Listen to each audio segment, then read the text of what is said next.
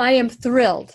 This is someone that I have admired for a long time, and now I get to share him with you. So fasten your seatbelt, because we are going to learn and grow together. And since we're recording before, then the music is about to start. You don't hear the music, but we'll be dancing in our hearts when people are listening. So we're ready to get started. Hello, my listening friend. It's so nice we can meet each other on the air on this beautiful, best day ever. And if you have been joining us and a fan of the show, thank you. Welcome back. But if you are stumbling upon the show for the first time, please know that I've been waiting for you. And let me tell you, the purpose of the show is to provide a safe place where you can go to when you need a friend. It is my commitment to provide alternative ways to heal, and it is my mission to make awareness, responsibility, and truth a part of our everyday life. And I hope you, my listening as well as my viewing friends, will feel empowered to embrace a new truth and live the life of your dreams. Now, I am thrilled. I am absolutely thrilled that I get to share someone that I've admired for a long time. And not only that, but that I had the privilege of watching him and listening to him at an impromptu speech. And so we're not going to talk about that right now, but right now I will tell you how, or ask the question, how does someone start from humble beginnings and becomes the largest independent hotelier and humanitarian? I just recently had the privilege, like I said, of attending a conference, and it's the Truth About Cancer, where Harris was introduced because we were at his hotel. And as a matter of fact, I've stayed at his hotels many times. I even celebrated my husband's 50th birthday there. And so I just was, when he stood up and he started speaking, he didn't know what he was going to say. But what followed was just his essence. We got to hear his essence and what has made him such a beautiful combination for success. Not a single voice, nothing. You couldn't hear a pin. You could hear a pin drop. That's how mesmerizing. And the way that he spoke to us is the way that he speaks to the world. He has changed so many lives through his example. And today, he's going to share the 5 Ds for success, how to persevere in life and create a world of excellence. And since it is our sole purpose in life to give and receive love and knowledge, I am so grateful that Harris Rosen is here to do just that. Welcome, Harris, to the Lillian McDermott radio show. Wow, that was quite an introduction. Thank you. Well, you are quite a man. And it was it was a surreal experience for me to see you up there speaking. And I was at my edge of my seat, and I just want to tell you, thank you for leading so many through example. Some people say what they're going to do. You do what you want to do.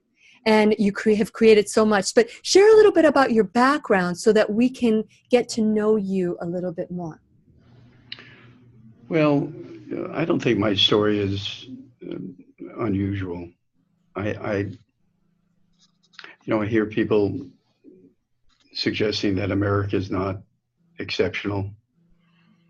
It is exceptional. Well, we're not perfect. Mm-hmm. We have many imperfections. But I'm an example of what is possible. So my dad's family came from Russia. My mom's family came from Austria. Mm-hmm. And they settled on the Lower East Side of Manhattan, where so many hundreds of thousands of immigrants settled, mm-hmm. from Eastern Europe, from Ireland, from Italy. And that's where I was born. Mom and Dad met in high school and fell in love and got married and had me.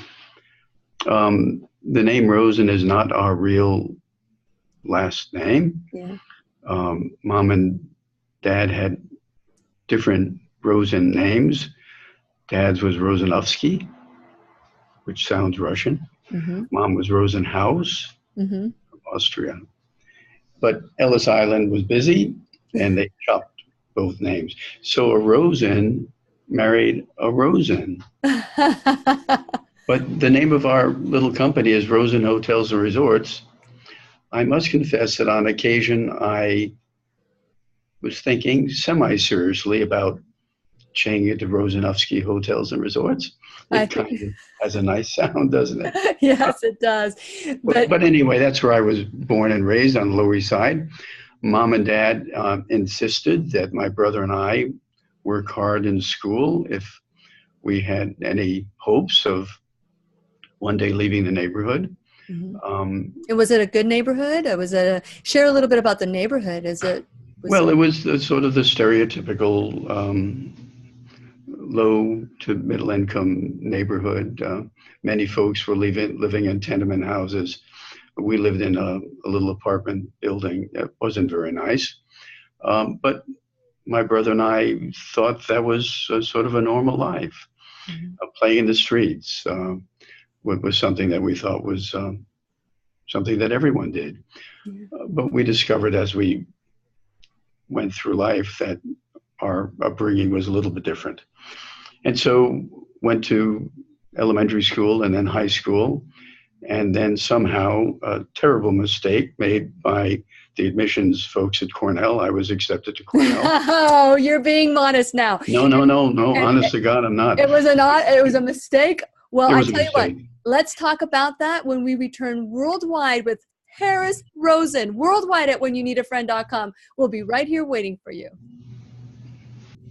I'm excited. So we don't have much time today to talk off the air. So I know that we are going to get started pretty soon. Give me the time. Okay, there we go. Welcome back to the Lillian McDermott radio show, where we always learn and grow together. Today, our teacher is Harris Rosen of the Rosen Hotels. If you want to learn more about Rosen Plaza and all the Rosen and the school and everything that he has put his thumbprint. You know, they say that you should leave the world better than you received it, or when you borrow something, you give it back better than you received it. And Harris has been the epitome of what taking 100% responsibility looks like. And so before we went on the break, Harris, you were talking about how you were accepted in Cornell as a fluke.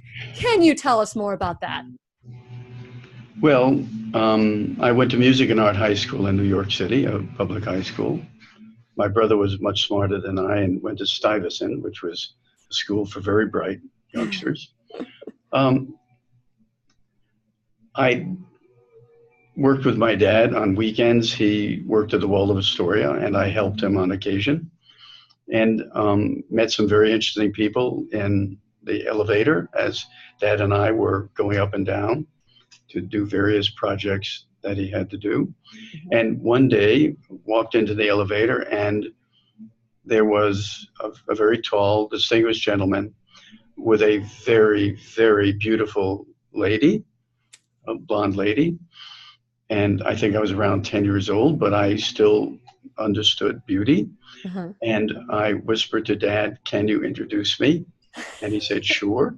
So he introduced me to the gentleman, and the gentleman was Ambassador Joseph Kennedy. Oh, wow. And he then said, "And Harris, I would like you to meet Marilyn Monroe." Oh, my gosh. So I must confess, if I close my eyes, I still remember that meeting so vividly because she took a step in my direction, put her arms around me, and gave me a hug that I must confess I can still feel today. Oh, wow. A Marilyn Monroe hug. And I think that changed my life. I know that sounds really silly, but I went to music and art. I majored in art, was accepted to every art college. But I kept thinking about Marilyn and keep wondering, would that be a more exciting life to be able to work in a hotel and meet interesting people? So I asked Dad, could I also apply to a hospitality school? And he said, sure. And so we did some investigating and discovered that Cornell was one of the best. And so we applied. And sure enough, I was accepted. And that's where I decided to go, and spent 4 years at Cornell, majored in hotel administration. I did do ROTC because kind of Vietnam was heating up, and I didn't want to be drafted. I thought if I was going to serve, I might as well serve as an officer. So when I graduated, I also received my second lieutenant commission. Wow. And I was off overseas for 3.5 years with the Army. I did my basic training at Fort Bragg, and I must confess that until recently, for 9 years, I did a jump on my birthday with the 82nd Airborne. Wow. Which birthday was that you did the jump? Pardon? Which birthday did you do the jump? I can't hear. Which birthday did you do? Oh yes, my birthday. Yeah, on September 9th. September So 9th. I started. You've done it multiple times. Yes, I've done it 9 times in a row, and a great experience. But when my youngest son became ill, I didn't want to leave, and so I missed the last 3 years. And did you go back this year? Did you go back this year? Did you go back this year? No. I did not, no. Okay. Now, the reason I'm having even more difficulty hearing is because they're doing some lawn mowing outside.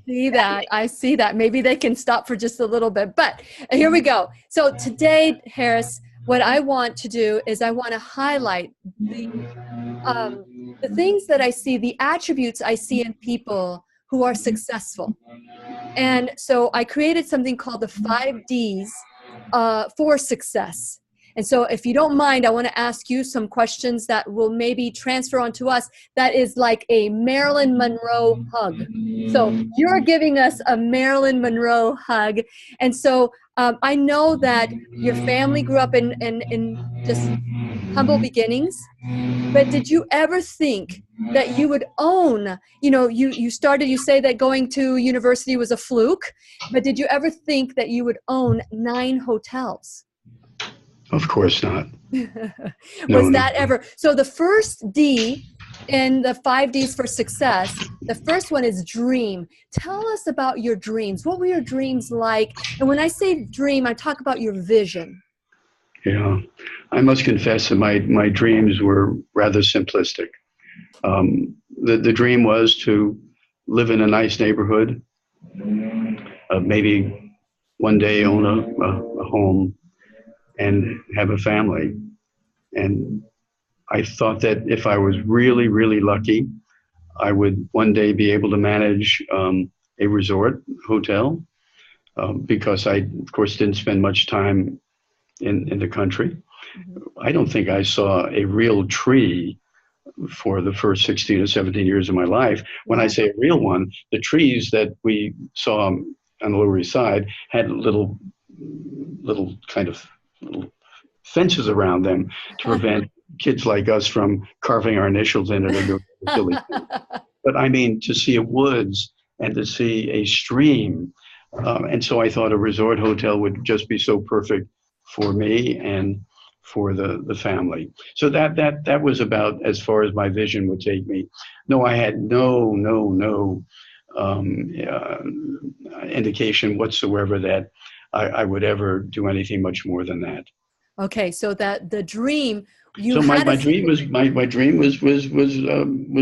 not an elaborate dream. It was we leave the neighborhood, which we did when we got out of the Army, have a nice job, and live in a nicer environment than the one I grew up in. Perfect. So then the next D is determination. And when I say determination, we're talking about purpose and willpower, because when one would say, I have a simple dream and I'm going to live a simple life, but you had some determination. And what did that determination call? Was it called excellence? Was it called perfectionism? Was it called, what would you call that determination in your life? Yeah, listen, that's a good question. I do believe that God has intervened in my life. I didn't really have much direction other than what I've just expressed to you, but I didn't do very well early on. I was not, and one would think that after 3.5 years with Uncle Sam, discipline and following orders would be something that one would become accustomed to and relate to quite positively. Yeah. But for some reason, I never felt comfortable um, um, in that position. Mm-hmm. I thought that if I had the right answer, that I should be able to express myself. Mm-hmm. I thought that if I needed to have a conversation with someone who is not my direct superior, that I should have the ability to kind of move around the person in between. Mm-hmm. But that didn't work out very well. Although I did very well in the Army and left, of course, with an honorable discharge, and started working for Hilton, it became apparent to me early on that the bureaucracy was not something I would be comfortable with in my life. And so I must confess that over the next 4 or 5 years, ending with my experience at Disney, I didn't do very well. The jobs that I held, I did very well, but I didn't score many brownie points with those who were trying to manage me. They believed that I was not someone who understood how a bureaucracy really functions. And I must confess that even today, I have a difficult time, although I'm in a much better position today than I was previously. And so I was terminated from Disney because I was told I would never really become a Disney executive because I didn't follow the rules as well as perhaps I should have. And that was probably the 4th or 5th job I had been fired from in a relatively short period of time. And so I said to myself, the only way I'm going to succeed and be happy is for me to have my own little business. And so that's how it all started. Wow, that is incredible, because that was your shift. That was from being controlled. And I wonder if that comes from, the fact that your family fled from Russia and Austria, and maybe that feeling of that you're free and that no one should control you maybe stayed within your DNA. And you just never know. We all these manifestations that come to us in different ways as an empath, or you were feeling it. You don't want to be controlled. So you knew that there was another way. You found your purpose. You found your way. And that created your drive. That's the 3rd D for success that I've discovered. Your drive, which means energy, ambition, and initiative. Because, most people could have crumbled and started crying in a fetal position, and most people would have said, oh yeah, poor thing. But you said, no, I'm going to create something new. Isn't that amazing? Well, I don't know if it's amazing or not. It was something I did out of necessity. I mean, I was not succeeding in the traditional way, and I had no other choice but to try to do something myself. And then the question was, what am I going to do? Yeah. And how will I do it? And once again, circumstances intervened, and we were in the midst of a terrible oil embargo. Mm-hmm. The Arabs had, for whatever reason, suggested that they would not sell oil to us. And could you imagine what that would do for a place like Orlando, which depends on tourism and people driving in and buses coming into the area? It was a disaster. And virtually every hotel suffered so horribly financially, and many, many went bankrupt. But at that time, I said, maybe this is a signal from God that this is now an opportunity for me. I mean, it was crazy thinking to buy a hotel. I mean, that was nuts. There was no rationale to that whatsoever. But you had a drive. I started looking, and I found a tiny little motel. And I went in and went to the front desk, and I was asked if I could be helped, and I said, yes, I'm looking for the owner or the manager. And I was told, he's here today, and he'll come out to see you. And so I waited in the lobby, and a short, stocky gentleman came walking to me. Okay. So let's hold that thought. Let's hold that thought, because this is an important story, because this is part of drive. This is part. So we first talked about dream. Determination is the second one that I noticed that has a recurring attribute.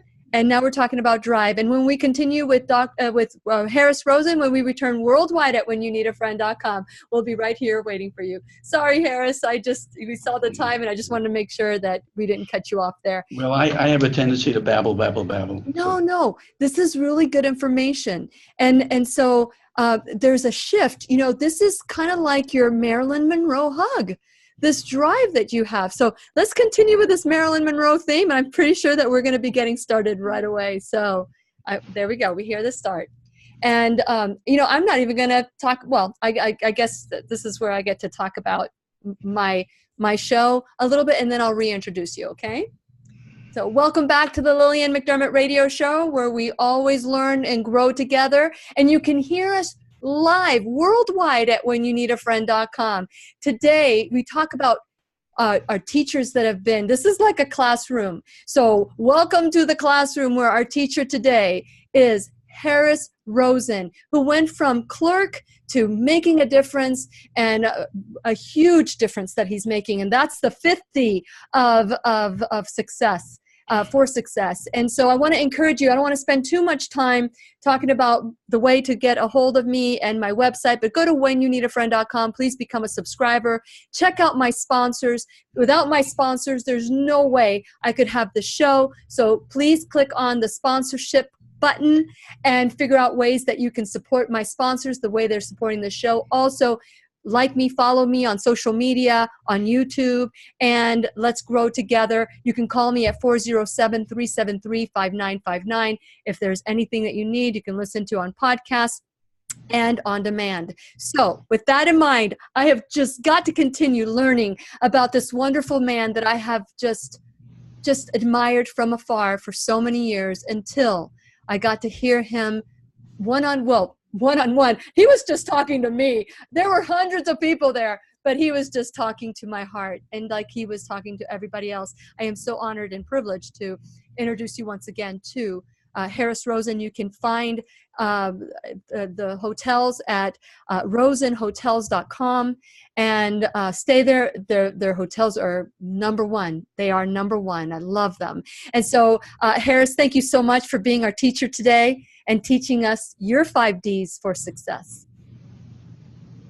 And so with that in mind, you were talking about, your drive and finding out about the hotel and going there, the crazy thing, that's when the new dream began. And the new Marilyn Monroe hug kind of started sprouting on you, right? Right. So let's talk a little bit about that. So you started with one motel. Well, and let me finish the early meeting with the owner. He came out, a short, stocky fellow, and he came over to me and he said, "Can I help you?" And I said, "Yes." He said, "I'm Jim Morgan and I own the property." And I said, "I'm Harris Rosen and I'm interested in perhaps purchasing the property." Well, he took 2 steps towards me, wrapped his arms around me, and he hugged me so tight that he actually cracked one of my ribs. Oh, no way. And he said, "God has sent you to me." Wow. And he was very emotional. He said, "Come back into my office," which I did. And he explained why he had said that. He didn't know anything about the hotel business. He acquired the property as a real estate investment. And then things got really horrible with the oil embargo. He had no idea what to do. And he was going to lose the property. He was desperate. And we had a long conversation. And he said, "I'm going to call the lender." The lender, I think, was Travelers out of Connecticut. Mm-hmm. And he said, "I'm going to introduce you to them and perhaps we can work something out." Wow. So several weeks went by and I got a call from Jim and he said, "Come to my office. The lender is going to be there." And I did. And I had a resume and the lender read it and said, "Wow, Very, very impressive. Cornell University, 3.5 years with Uncle Sam, all of these wonderful jobs, because I didn't always explain explicitly that I was terminated. He said, a lot of terrific experience, and you would be so wonderful for this property. And then he asked me a question that fortunately I answered correctly. He said, how much money do you have in the bank? And I thought that was a very strange question to be asked, but a little voice said, answer it, and answer it honestly. And I said, I have $20,000 in the bank, which was true. That's all I had accumulated over the years. So I was in my early 30s now. And he extended his hand, and I shook it, and he said, we have a deal. And I said, what is the deal? He said, you give me the $20,000 and you will assume a mortgage of $2.5 million, and it's your property. I had no idea what assuming a mortgage was. I then at that moment knew that I was going to have to write a check for all the money I had in the world. But I shook his hand. And so we had a deal. And on June 24th, 1974, we closed the deal. I didn't have any money in the bank. I was then the owner owing $2.5 million in debt of a 256-room motel in the middle of the worst crisis Orlando had ever had. Wow. I walked into my office and I cried. Wow. I said to myself, I had just done the dumbest thing a human being could possibly do. And at some point in time, I stopped crying and I put together a plan that I initiated very quickly, and things worked out okay. And all those years of your experience, the good times, the times that you don't want to repeat, the times that you were let go, all that came to that moment. You stopped crying and you started looking at all these disappointments in your life that led you to that moment. So that is the fourth D in my 5 Ds for success, which is, how do you deal with disappointments? You obviously, didn't matter that you got let go, you kept going. At any time, did you feel this is it for you? You're done, you're washed, you're done. You just kept going up. Did that ever occur to you? Maybe while you were crying. Of course, I had many, many down moments, but there was still something inside me that said, it's okay. You fell down, pick yourself up, dust yourself off, and start all over again. And I've done that so many times in my life. I think what it demonstrates rather clearly is we'll all have disappointments. We're all going to have failures. We're all going to be knocked down. There's no doubt about it. No doubt about it.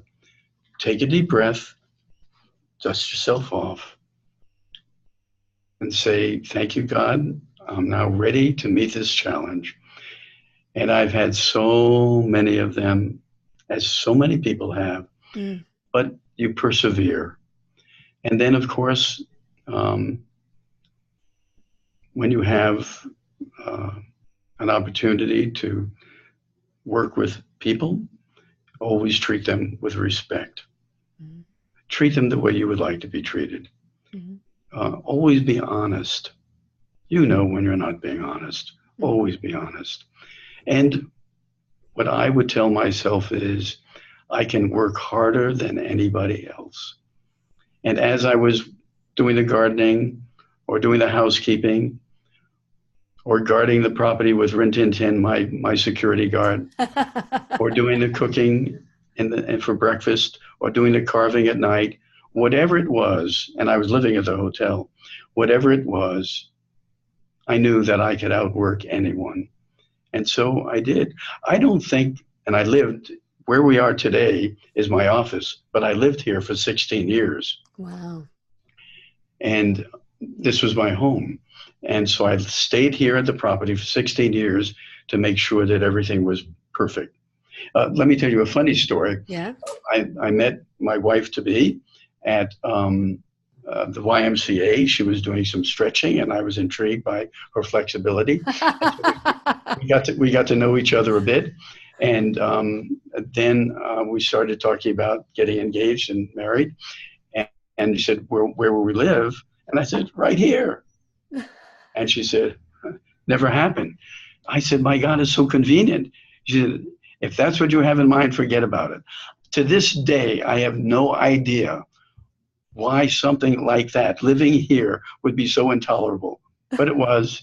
And so ultimately, I moved out into a little condo that I had rented, and that was really the beginning of a new life for me. But yes, the 16 years here were extraordinarily difficult, and I suspect that not many people would have been willing to sacrifice the way I did. But isn't it worthwhile to make those sacrifices if ultimately it results in something much, much more significant than you ever dreamed? I tell you what, So here we are today. Yeah. And let me tell you this funny story. So here we are today. We have 9 properties, and we're debt free, and that's really quite extraordinary. That's amazing. But my two granddaddies, who both were in business on the Lower East Side, one had a little restaurant, and one was a coopersmith. He made wooden barrels. They had a conversation with me when I was about 10, and they said 2 things.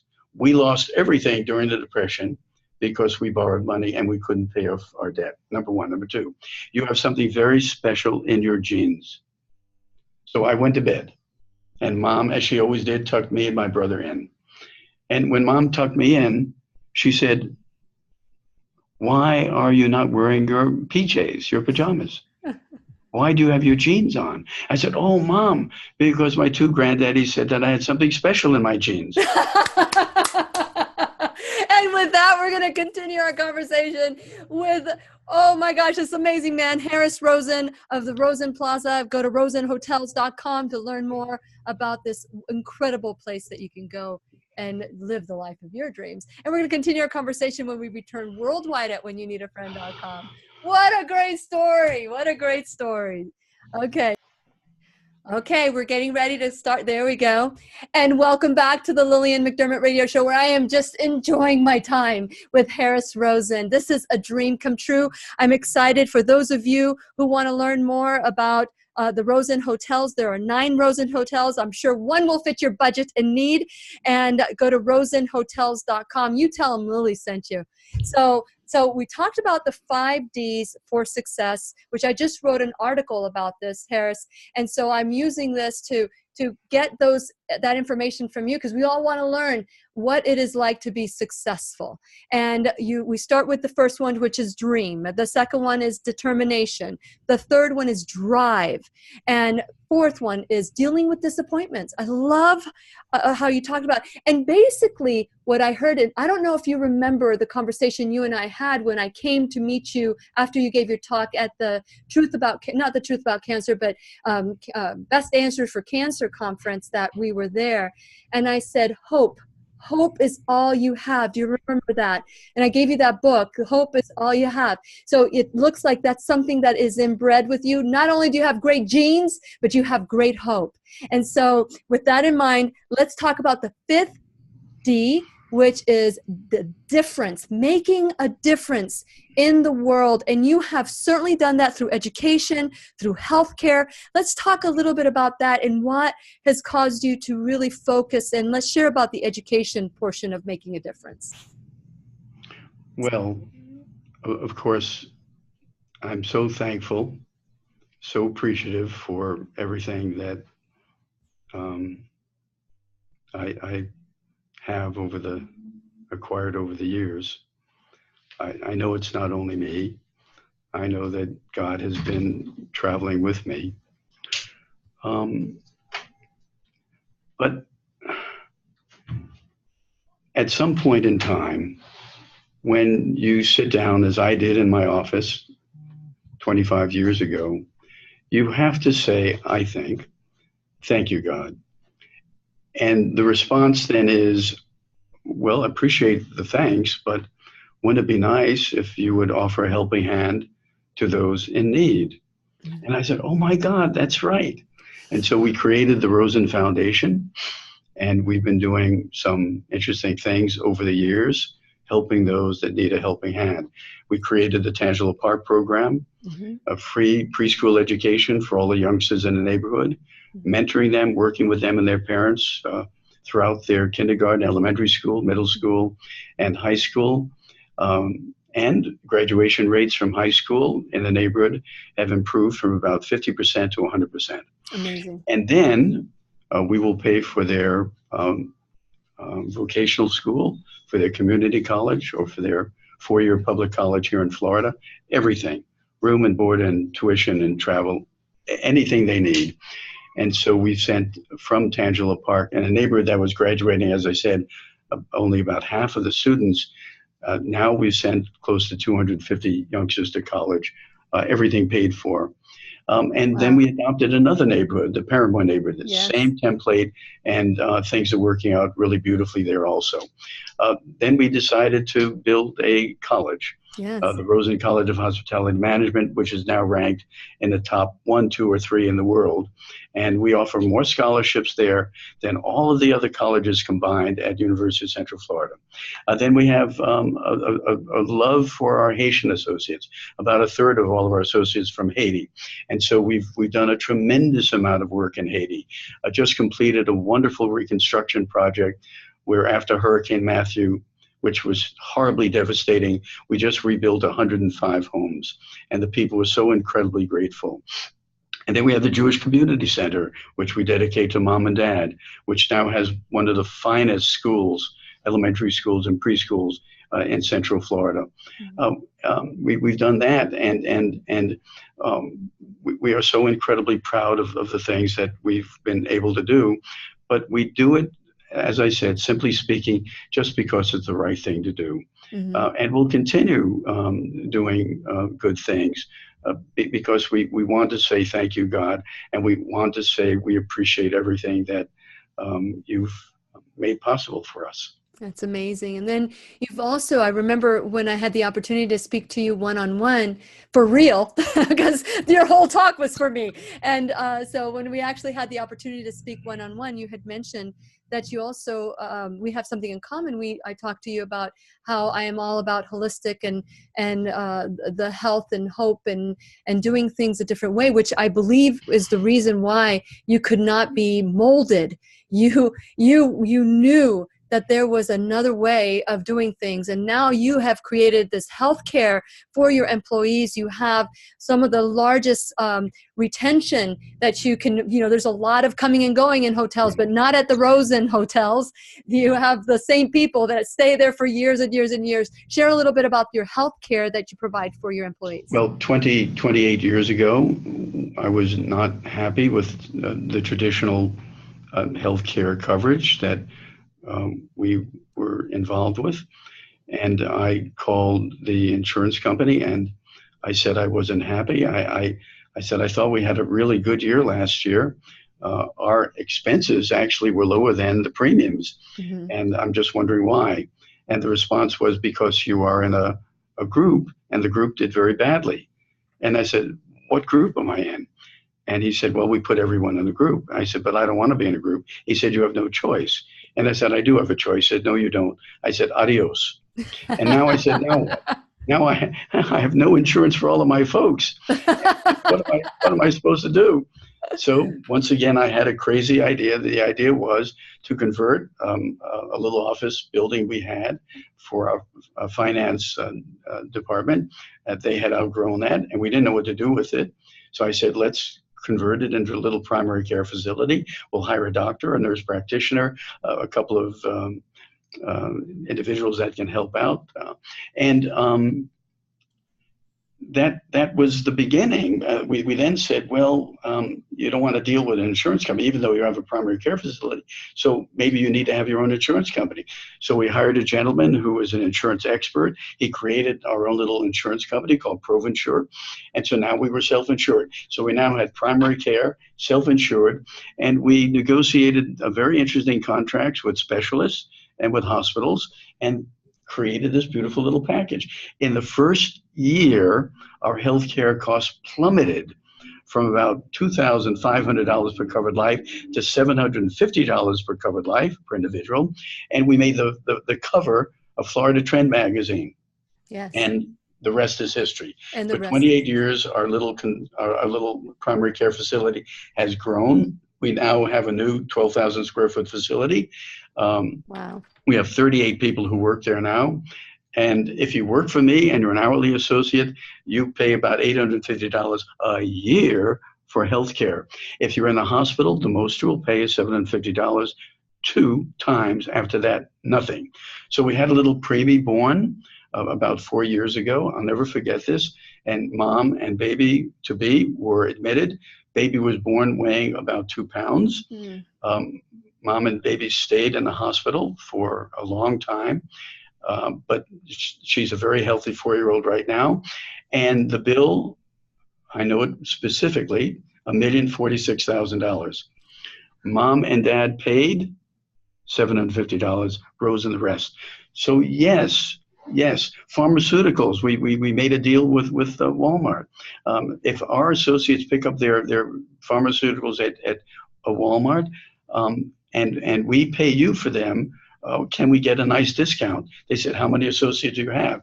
Well, several years ago, we actually had about 4,000 associates, and they said, oh my God, they will all come to pick up their pharmaceuticals? Yes? Wow, we'll give you X discount. And so I was excited. So 91% of our associates pay nothing for their pharmaceuticals. If they have the specialty drug, they pay a mere minuscule fraction of that. So when you put it all together, and virtually no copays, no pharmaceutical costs. Recently, we received 3 awards from the World Healthcare Congress because of the plan that we have, and we were rated #1, maybe in the world, for the best healthcare plan for companies our size. And I think that is amazing what you've done. And I hope that every single one of us that have seen that, it's what I've seen in you is that unless you understand it, you do not comply. And I think that's a great one. My takeaway from you is that you are an amazing man. And I'm so grateful to you, Harris, for being on the show. Thank you so much. You're welcome. God bless you. My listening friends, please remember, I'll be right here waiting for you worldwide at whenyouneedafriend.com. This is Lillian McDermott wishing you love, peace, joy, and unexpected abundance. Make it the best day forever. Ever. Yay! That was great. And it is a little past your time, but thank you so much, Harrison. This has been such a pleasure for me. I'd love to sit with you and have just a face-to-face, maybe the 2 of us, and do another one. Another interviews. I'd love that. Thank you so